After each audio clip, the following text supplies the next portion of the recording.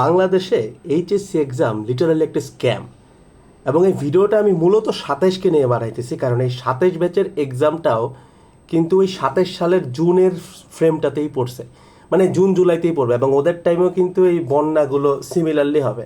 তো তোমাদেরকে কিছু বাস্তবতা তোমাদেরকে আগে বলবো। তবে 26 ব্যাচের এই এক্সামে দুইটা প্রশ্নে খুব বড় ভুল আছে ফিজিক্স ফার্স্টে, এবং এই দুইটা ভুল অনেকে আছে এই প্রশ্নগুলো উত্তর করছে, তো তারা এক্ষেত্রে কি বোনাস নাম্বার পাবে? মানে আসলে ভাই পোলাপাইনের পাস ফেল নিয়ে টানাটানি লাগছে, কারণ কোশ্চেনটা আমি এখনও পুরোপুরি সবগুলো দেখি নাই সলভ করে।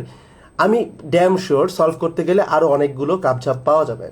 সো ওইটা নিয়ে আজকে ভিডিওতেও কথা বলবো। 26 ব্যাচের যারা আসো তারাও এটা দেখতে পারো, বাট নিচে আমি টাইম স্ট্যাম্প দিয়ে রাখছি, কারণ 26-এর সময় যেহেতু একটু কম, তোমরা ওই টাইম স্ট্যাম্পে চলে যাও। আগে 27 ব্যাচকে নিয়ে কিছু কথাবার্তা বলে রাখি। তো দেখো, 27 ব্যাচ, একটা কথা আজকের এই ভিডিওটার পরে একদম আজীবন মনে রাখবা, কেউ যদি এইচএসসি এক্সামকে নিয়ে চিন্তা করে বাংলাদেশে বসে ওই অনুযায়ী প্রস্তুতি নেয়, তার জীবনে মারা ধরা খাবে, এইটা আর কোনো সন্দেহ নাই। মানে অ্যাটলিস্ট যতদিন এক্সামটা এই জুন জুলাই অগাস্ট এই 3টা মাসের ফ্রেমে হবে, বন্যা পরিস্থিতি হবে। এবং বিশ্বাস করো, তোমার বাংলাদেশে এই জিনিসটা নিয়ে লিটারালি একটা সিঙ্গেল মানুষও বদার না। তাহলে এই জিনিসগুলো কমপ্লেন করে আসলে কী লাভ ভাই? আমার তো কিছু করা উচিত, তোমার তো কিছু ভাবা উচিত।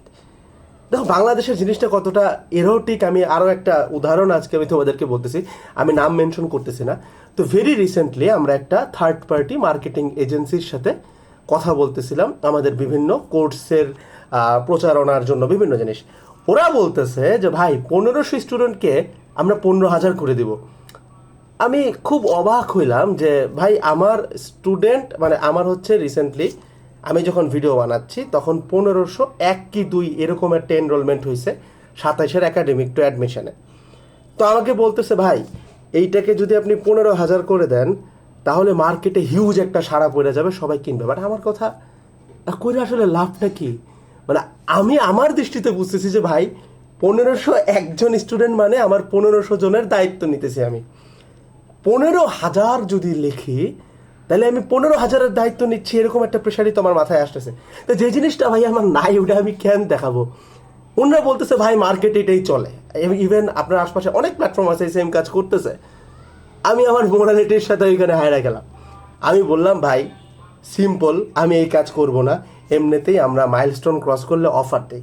তো 1500 স্টুডেন্ট হয়েছে, আমি জানি না তোমাদের কাছে এটা গেছে কিনা। 1500 স্টুডেন্ট হওয়ার কারণে 14 জুলাই বিকাল 5টা পর্যন্ত আমাদের 27-এর একাডেমিক অ্যাডমিশনে মাত্র 1299 টাকায় যুক্ত হইতে পারবা।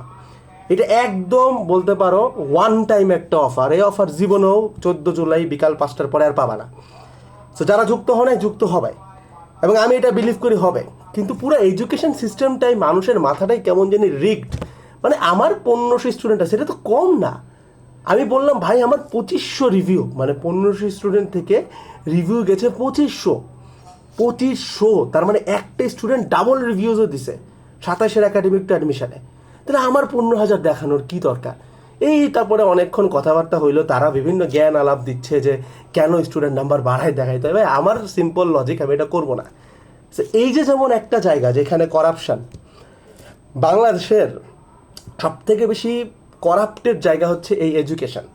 27 ব্যাচের যারা ভিডিওটা দেখতেছ, তুমি যদি কখনো চিন্তা করে থাকো যে তুমি এইচএসসির প্রিপারেশন নিয়ে বসে থাকবে, এইচএসসি এক্সাম দিবা, লিটারালি সিম্পলি একটা চিন্তা করো, যেই প্রশ্নে 8টা সিকিউ দেওয়া, ওই 8টা সিকিউর মধ্যে তোমাকে 5টা উত্তর করতে হবে, এর মধ্যে আবার 2টা ভুল দেওয়া। এবং ওই ফিজিক্স ফার্স্ট এক্সামের আগে বন্ধ দিছে একদিন, মানুষ কোমর সমান পানিতে হচ্ছে এক্সাম দিতে গেছে। তো সিম্পলি চিন্তা করো, সিকিউ কিন্তু তুমি তাহলে 8টার মধ্যে 5টা দিচ্ছ না, 6টার মধ্যে 5টা দিচ্ছ। আর আমি ড্যাম শিওর সবাই মিলে, আমরা এর থেকে সবাই মিলে যদি বসি, এই 6টা সিকিউর মধ্যেও আমরা ভুল বের করতে পারবো। ভুল থাকবেই, কারণ মানে যারা কোশ্চেন বানাইছে দেখে পুরো মেয়ারলি বোঝা গেছে এটা এআই দিয়ে করা। মানে উদ্দীপকে যেটা ভুল করছে এটা হচ্ছে এআই এর বুদ্ধি, আর কিচ্ছু না। তো তাইলে এই যে মজাটা করতেছে, এটার আসলে সলিউশনটা কি? সলিউশন সত্যিকারই বলতে গেলে আছে। মানে সিস্টেম নিয়ে আমরা কমপ্লেন করতেছি ট্রু, এখন আমরা তো কিছু করতে পারতেছি না। এক্ষেত্রে বুদ্ধি হচ্ছে তোমার শুরু থেকেই চিন্তা করতে হবে এইচএসসি এক্সাম একটা ফর্মালিটি মাত্র। তুমি স্ক্রিনের ওই পাশে যে আসো কথাটা বারবার শোনো, এইচএসসি এক্সাম তোমার লাইফে সামান্য একটা ফর্মালিটি। তোমার মেইন টার্গেট, মেইন ধ্যান ধারণা হবে কি? মেইন ধ্যান ধারণা হইতে হবে অ্যাডমিশন নিয়ে। সিম্পল লজিক বুঝো, যেই ছেলেটা এখন থেকে অ্যাডমিশনের প্রেপ নিচ্ছে, এক্সামের সময় যদি তাকে 6টার মধ্যে 5টা উত্তর করতে দেয়, সে কিন্তু পারবে, কারণ তার প্রিপারেশন তো অ্যাডমিশন। 6টার মধ্যে 5টা কেন? কারণ ওই যে 2টা ভুল আসবে, বাংলাদেশ তো ভুল করবেই ভাই। সো সে যদি অ্যাডমিশনের প্রস্তুতি নেওয়া থাকে, সে কিন্তু এই জিনিসটা উত্তর কইরা আসতে পারবে। তাহলে তোমার এখন থেকে করণীয়টা কি? ভাই আমার তো সিলেবাস পুরাই জিরো, বা অনেকের আছে মোটামুটি সিলেবাস হয়েছে। যাই হয়েছে না কেন ভাই, এইচএসসি মানে মেন্টালিটি সেট করবে এমনি, তোমার টার্গেট আসলে এইচএসসি না, এইচএসসির সিলেবাস শেষ করবা, তার সাথে অ্যাডমিশন পড়তে থাকবা। তোমার প্রিপারেশন যদি অ্যাডমিশন পর্যন্ত হয়, আর তুমি দেশের বড় বড় কলেজগুলোতে, যেমন এনডিসিতে আমি যেখানে ছিলাম, আমাদের কিন্তু টেস্ট বলো, হাফ ইয়ারলি বলো, সবগুলোতেই ইয়ার ফাইনাল বলো, আমাদের কিন্তু 6টার মধ্যে 5টা সিকিউ উত্তর করতে হতো, আমাদেরকে কিন্তু 8টা দিত না। রিজন হচ্ছে আমাদের শুরু থেকেই গেলানো হইতো যে এইচএসসি এক্সাম সামান্য একটা ফর্মালিটি, এবং তুমি প্রস্তুতি থাকবা যে এইচএসসির সময় প্রশ্ন ফাঁস হবে, অনেকের হাতে প্রশ্ন চলে যাবে, তোমার প্রতি একটা ইনজাস্টিস হবে, বন্যা থাকতে পারে, এই হইতে পারে, ওই হইতে পারে, হাজার প্রবলেম হবে। সো এইটাকে ধরে নিয়েই আগাইতে হবে। তুমি এমনি বিশ্ববিদ্যালয়ের প্রশাসনগুলো দেখো, বুয়েটে, ঢাবিতে, সবখানে কিন্তু অফলাইন কার্যক্রম বন্ধ করছে বন্যার কারণে। মানে আমরা বুইরা বেটারা, এই বুইরা বেটারা মানে ভার্সিটিতে যাইতে পারতেছে না বন্যার কারণে। এইখানে আমাদের থেকে 6 বছরের জুনিয়র, মানে আমরা 20 ব্যাচ চিন্তা করলে 6 বছরের জুনিয়র 26 ব্যাচের পোলাপান নাকি এক্সাম দিতে যাবে না। How funny that is. মানে খালি আমি পাবলিক বলতেছি না, ইভেন নর্থ সাউথ থেকে শুরু করে অন্যান্য প্রাইভেট ইউনিভার্সিটিরই অনেকের সাথে আমার কানেকশন, সবখানেই কিন্তু কার্যক্রম অনলাইনে নেওয়া হয়েছে। কিন্তু এইচএসসির যে প্রশাসন, মানে এইচএসসি যারা কন্ট্রোল করে, তাদের মাথায় আসলে গু গোবর ছাড়া আর কিছু নাই।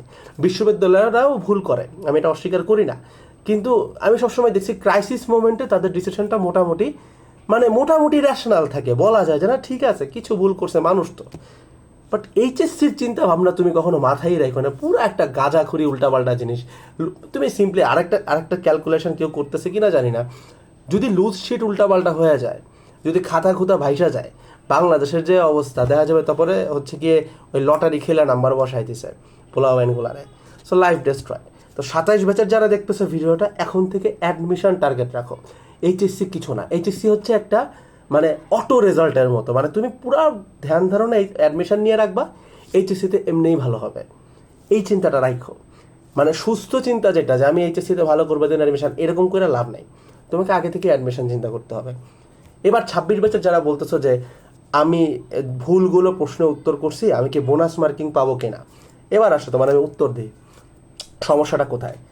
যদি তুমি ভুল করে থাকো বোনাস মার্কিং, সরি, তুমি যদি ভুল প্রশ্নের উত্তর করে থাকো, তোমাকে বোনাস মার্ক দিতে শিক্ষক বাধ্য। এখন এখন প্রবলেম হইতেছে এইটা, প্রশ্ন যখন প্রণয়ন করে, ওইটার সাথে উত্তর আইসা পড়ে না। মানে তুমি সিম্পল চিন্তা করো, প্রশ্ন প্রণেতারা প্রশ্ন করে কেমনে, প্রশ্নটা করার সাথে সাথে ওইটারও কিন্তু উত্তরটা লিখে ফেলে, তাইলে তাদের ধ্যান ধারণা অনুযায়ী কিন্তু ওই প্রশ্নের উত্তর হয়। মানে ভুল কোনটাই বলতেছে, যে একটা 7 নাম্বারটার ভুলটা জাস্ট বলি তাইলে বুঝবা। সো দেওয়া আছে 2টা ভেক্টর, পুরো ভেক্টরের সব কিছু দেওয়া আছে, মান, ডাইরেকশন সব দেওয়া আছে, কোঅর্ডিনেটসগুলো। তো 2টার মধ্যে আবার অ্যাঙ্গেল দিয়ে রাখছে, মাঝখানে একটা লাইন দিয়ে 25 আর কত অ্যাঙ্গেল জেনে দেওয়া। তো ভাই 2টা ভেক্টরকে যদি আমি এখন ডট প্রোডাক্ট করে অ্যাঙ্গেল বাইর করি, অ্যাঙ্গেল আসে 0 পয়েন্ট সামথিং, ঠিক আছে এরকম, কিন্তু মাঝখানে অ্যাঙ্গেল দেওয়া 25 ডিগ্রির থেকে বেশি। মানে কোশ্চেনের মধ্যেই প্যাচ লাগানো, ওই প্রশ্ন জীবনে উত্তর মিলবে না। কিন্তু এই যে গাঁজাখোরেরা প্রশ্ন করছে, ওরা কিন্তু এই উত্তরটা ঠিকই মিলাইছে, তা না হইলে কিন্তু প্রশ্নটা দিত না। তাহলে ওরা আসলে মিলাইছে কেমনে? কোনো একটাভাবে মিলাইছে ভাই, আল্লাহ জানে কেমনে মিলাইছে। সো যদি ওরা মিলায় থাকে, সমস্যা ওইখানেই, তাহলে কিন্তু বোনাস মার্কিংটা করবে না। এখন আল্লাহর কাছে দোয়া করো যেন তাদের পর্যন্ত এই মেসেজটুকু যায় যে প্রশ্নটাতে ভুল আছে। তারা যদি অ্যাডমিট করে যে হ্যাঁ 2টা প্রশ্নে ভুল আছে, তাহলে তুমি বোনাস মার্ক পাবা, এবং ওই 2টা সিকিউতে যারা টাচ করছো ফুল নাম্বার পাবা। মানে 2টা সিকিউর যে ক ধরছে, কয়ের ফুল, খ, গ, ঘ যা যা ধরছো ফুল মার্কস পাবা। এটা নিয়ম আর কি, মানে একদম এইচএসসির নিয়ম আর কি। বাট যদি তারা স্বীকারই না করে, এই ক্ষেত্রে কিন্তু আর কোনো কিছু করণীয় নাই। তো 26 ব্যাচ যারা ভিডিওটা দেখছো ভাই, চ্যানেলে ফিজিক্স সেকেন্ড পেপারের ক্লাস দিয়ে দিছি, একটু দেখা ফেলায়ও। বেসিক্যালি জিনিসটা হচ্ছে এরকম, যে প্রশ্নে যদি ভুল থাকে, তাইলে তো তোমার কমন পড়াও আসলে লাভ নাই। সো আল্লাহ জানে সেকেন্ড পেপারের প্রশ্নে কি রাখছে আমাদের প্রশ্নকর্তারা, বাট আমরা চেষ্টা করছি, মানে মানুষ হিসেবে আমাদেরও ভুল ত্রুটি থাকবে, বাট আমরা চেষ্টা করছি ভাই, সর্বোচ্চটা দিছি, অলসতা রাখি নাই কোনো জায়গায় আর কি। সো ক্লাসটা দেখে ফেলাও, চ্যানেলেই দেওয়া আছে 26 ব্যাচ যারা আছে ফিজিক্স সেকেন্ড পেপারের একদম A to Z পুরা ক্লাস দেওয়া। সো ইনশাল্লাহ তোমার হেল্প হবে এই আর কি। আসসালামু আলাইকুম।